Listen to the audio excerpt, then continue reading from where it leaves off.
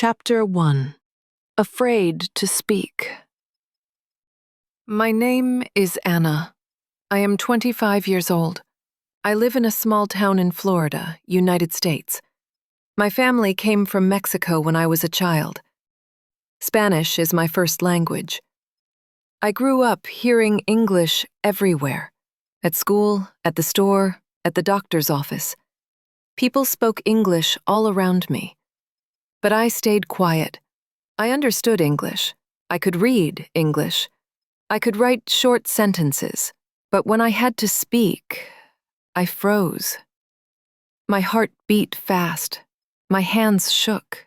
My voice became very small. I wanted to talk. I had so many words in my head. But my mouth stayed shut. I felt scared. I felt stuck. In school, I always sat in the back. I didn't raise my hand. I didn't ask questions. I remember one day my teacher asked me to read a paragraph out loud. She said, "Anna, can you read this, please?" I looked at the paper. My lips were dry. My throat was tight. I couldn't say a word. Everyone was looking at me. I felt like crying. That moment stayed with me for years. After that, I made a promise to myself. One day I will speak. One day I will be brave. But time passed. I finished school. I started working at a small coffee shop. Every day I saw people. I made coffee, I cleaned tables. Customers spoke to me. They asked, "Can I get a latte?" Or, "Do you have muffins today?" I smiled, I nodded, I said, "Okay," or "Sure." And that was it. I never said more. I felt like a shadow. I was there, but not really there. I was hiding behind simple words. I wanted more. I wanted to say, "How are you?" or "Have a nice day." But I was scared. I didn't have anyone to practice with. I didn't go to English class. I didn't have English-speaking friends. I was alone. But I still had a strong desire. I wanted to speak. I wanted to change. So one evening, I had an idea. I picked up my phone. I opened the voice recorder. I sat on my bed. I pressed the red button. I said, "Hi, my name is Anna." Then I stopped. I played it back. I heard my own voice. It was soft, it was shaky, but it was mine. That small moment felt big. I didn't feel scared. I felt something new. A small hope, a small light. The next night, I did it again. I spoke into my phone. I talked about my day. I said, "Today I was tired. Work was busy." I talked about my feelings. I said I felt nervous. I made a mistake at work. There were no rules. No one was listening. It was just me and my voice. And for the first time, that was enough. I wasn't silent anymore. I was speaking. Maybe not to a person, but I was speaking. Each night, I recorded a few more words.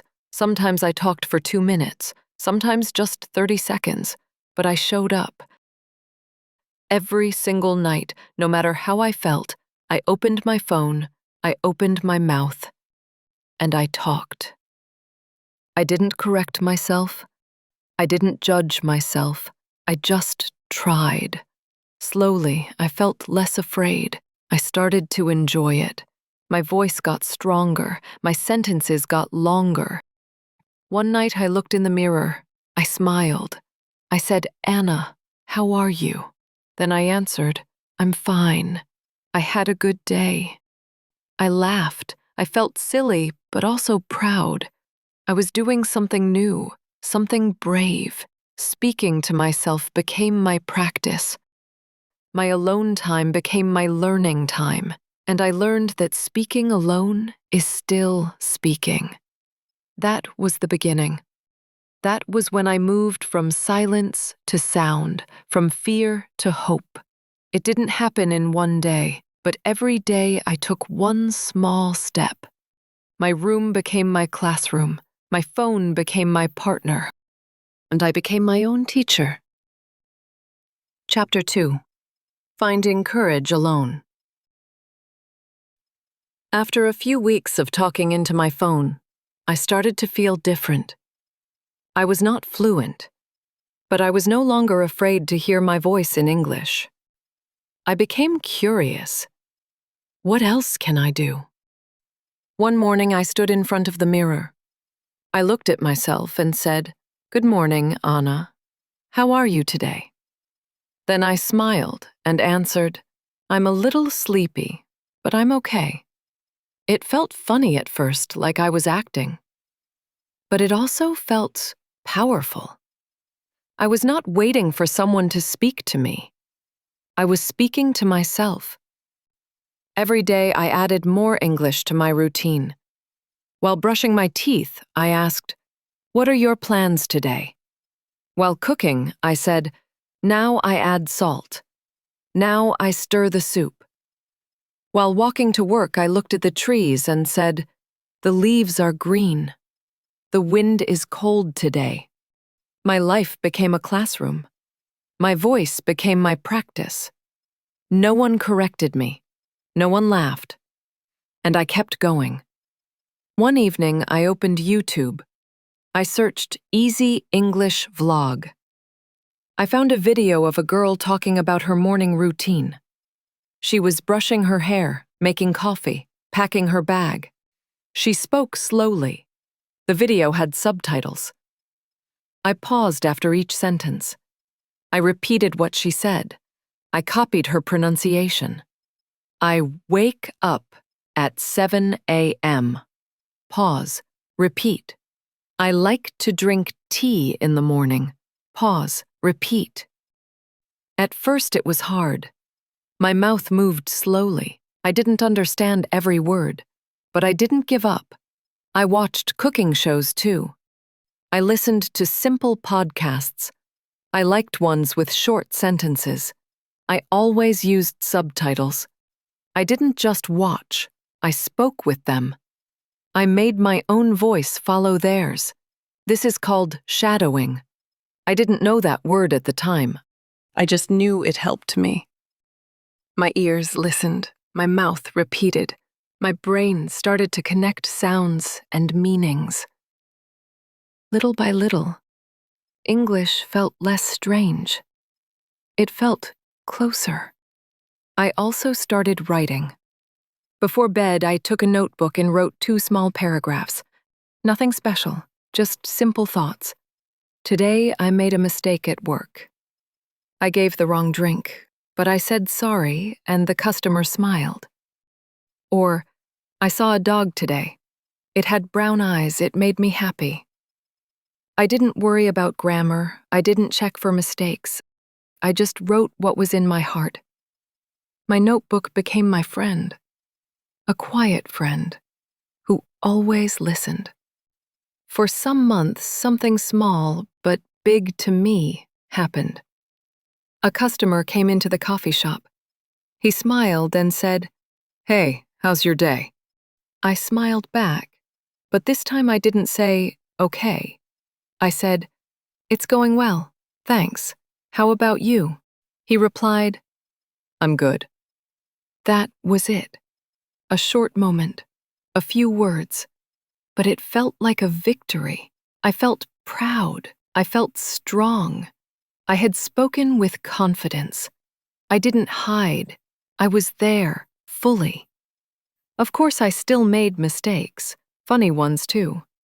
One time I said, "I'm very boring," when I meant I'm very bored.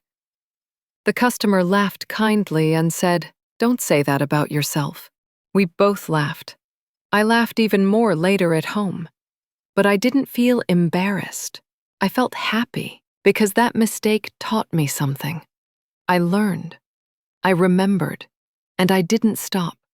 I started to enjoy speaking, not just practicing, but really enjoying it. My alone time felt richer. I would talk to myself while folding laundry, while tying my shoes, even while feeding my cat. I asked questions like, "What will I cook today?" Or, What did I learn today? And I answered them out loud. It became normal. It became part of my life, just like brushing my hair or listening to music. One day, I shared a voice message with my cousin Sarah. She lives in Texas. We don't talk often, but that day I felt brave. I sent her a short recording. Hi, Sarah. I hope you're doing well. I wanted to share something. I've been practicing English every day, alone, and I'm getting better. A few hours later, she called me. Anna, she said, your English sounds really good. Are you taking classes? I laughed and said, no. I just talk to myself every day. She was shocked. Alone? She asked. Yes, I said. Alone. But not lonely. English is my friend now. That moment felt like magic. My cousin noticed my change. I noticed it too. I was not the same girl who froze in school. I was not the girl who only said, okay. I had grown, not because someone taught me, but because I gave myself the chance to speak. I gave myself permission to try, to fail, to learn. English was no longer just a subject. It was no longer just a fear. It had become a part of me, a real part, a true friend. Chapter 3. From talking alone to talking with people. One evening, after months of talking to myself, I looked in the mirror and asked, Emily, what's next? I had come far. I could speak without freezing. I could express how I felt. I could chat with customers at the coffee shop, but something inside me said, it's time for more. My voice was ready for real people, not just reflections and recordings. I wanted to test it in the real world, so I took my phone and typed into Google, Free English Conversation Group United States. I didn't know what I would find. I just wanted to talk to someone, face to face, not face to mirror. After a few clicks, I found something. A local group that met every Saturday in Columbus. That was 2 hours away from my small town. But they welcomed new members. It was free. And it was real. My heart started to race. Should I go? All week I thought about it. I felt excited and scared. What if I couldn't understand them? What if I froze again? But then I remembered every night I had practiced alone, every mistake I had turned into a lesson, every time I smiled in the mirror and said, you can do this. So I said, yes, I will go. Saturday morning came. I woke up early. I wore my favorite sweater. I packed my notebook and a pen just in case. I got into my car and started the long drive. The roads were quiet. I spoke to myself the whole way. Hi, I'm Anna. Nice to meet you. Again and again. Hi, I'm Anna. I have been practicing English for a year. Again and again. I was preparing my voice like a runner stretches before a race. When I reached the coffee shop in Columbus, my hands were shaking. I saw people through the window laughing, talking, relaxed. My stomach turned. I sat in my car for a few minutes, holding the steering wheel tightly. A small voice in my head whispered, you can leave, just drive back. But a louder voice said, you didn't come this far to stop now. So I took a deep breath and walked inside. A kind woman saw me and smiled. You must be Anna, she said. Welcome. She gave me a name tag. I held it in my hand and smiled shyly. Then I joined one of the small circles. They were already talking. I listened first. Then it was my turn. My heart pounded like a drum. But I stood up, looked at everyone, and said, "Hello, my dear friends. I'm Anna. I have been practicing English alone for a year. Today, I want to meet real friends." There was silence. Then came claps, smiles, nods. I felt my face turn red, but my heart was glowing. We started chatting in pairs. Each pair had 5 minutes. My first partner was a man named Daniel. He asked me, "What do you do?" I said, "I work at a coffee shop. I love making lattes." Then I asked him, "What do you do?" He smiled and shared his story. We talked, really talked. It was not perfect. I paused sometimes, I repeated words, but it was real, it was alive, and I was part of it. For the first time, I felt the joy of a real conversation. It was not like talking to my mirror. It was not like shadowing YouTube. It was better.